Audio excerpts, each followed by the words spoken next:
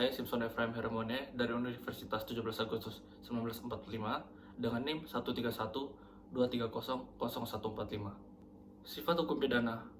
Kepentingan hukum yang dilindungi adalah umum atau publik untuk menciptakan rasa aman, damai, dan bagi siapa saja orang yang merugikan masyarakat atau publik atau umum maka akan dihukum pidana. Kedudukan para pihak di mata hukum atau negara tidak sejajar. Yang pertama, ketidaksejajaran itu dampak pada individu berhadapan dengan negara. Negara di sini mewakili kepentingan umum atau publik. Tersangka atau terpidana atau terdakwa berhadapan dengan penegakan hukum polisi, jaksa, atau hakim. Pihak yang mempertahankan kepentingan negara. Negara harus di atas pribadi, kelompok, organisasi, atau di atas segalanya. Maka kepentingan negara harus diutamakan dan selalu terjaga.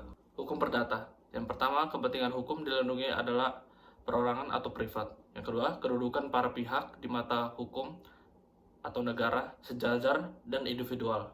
Yang ketiga, pihak yang mempertahankan kepentingan perorangan. Selanjutnya, hukum pidana material atau hukum pidana.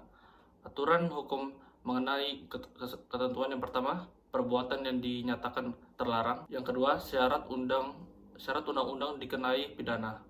Yang ketiga, sanksi hukum berupa sanksi pidana dan sanksi tindakan pokok. Contohnya, pidana mati, penjara, kurungan, dan denda. Hukum acara pidana formil. Aturan hukum mengenai tata cara penjatuhan sanksi bagi seseorang yang diduga telah melanggar hukum pidana material atau KUHP. Hukum penitensier atau pelaksanaan pidana. Bagaimana suatu sanksi yang telah dijatuhkan harus dilaksanakan. Setelah dijatuhkan hukum oleh hakim adalah jaksa. Fungsionalisasi hukum pidana. Fungsi ideal, ultimatum pemedium. Hukum pidana adalah jalan terakhir untuk menyelesaikan konflik. Bila mana ada hukum-hukum lain selain hukum pidana bisa menyelesaikan perkara tersebut, maka lebih prioritaskan hukum yang lain itu. Fungsi subsidiaritas atau hati-hati.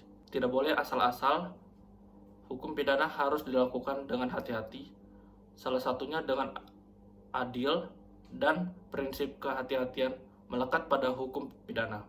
Stigma negatif. Pandangan masyarakat negatif kepada mantan narapidana atau dicap buruk.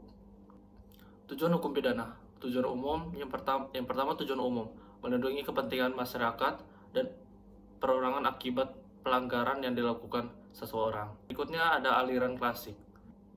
Berfokus pada pembalasan atas perbuatan jahat seseorang demi melindungi kepentingan masyarakat.